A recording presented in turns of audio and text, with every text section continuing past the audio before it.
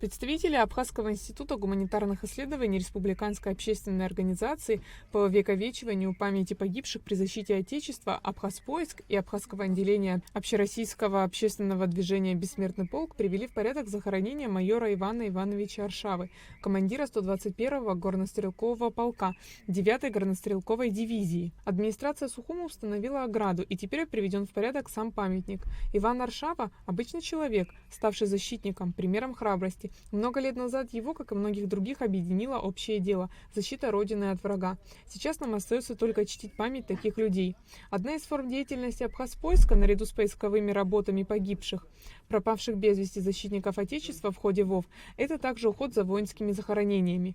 Тут тот случай, когда Господь сподобил, потому что к нам поступил сигнал от одного из местных жителей, конкретно района Маяка, о том, что существует могила некоего советского летчика, которая находится в заброшенном состоянии, и хорошо бы ее облагородить и вывести мусор.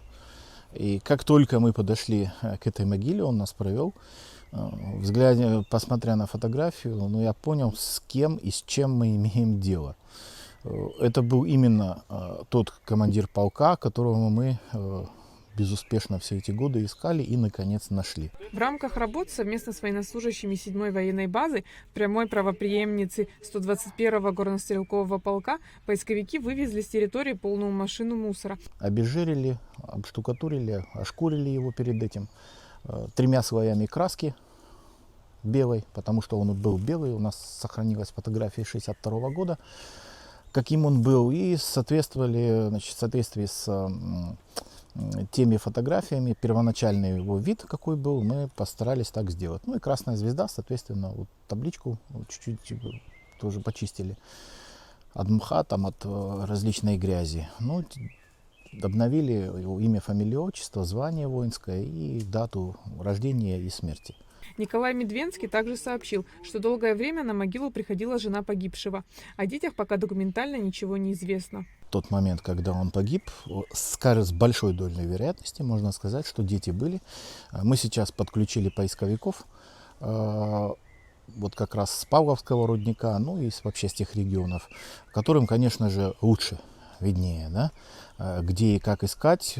Существует взаимосвязь.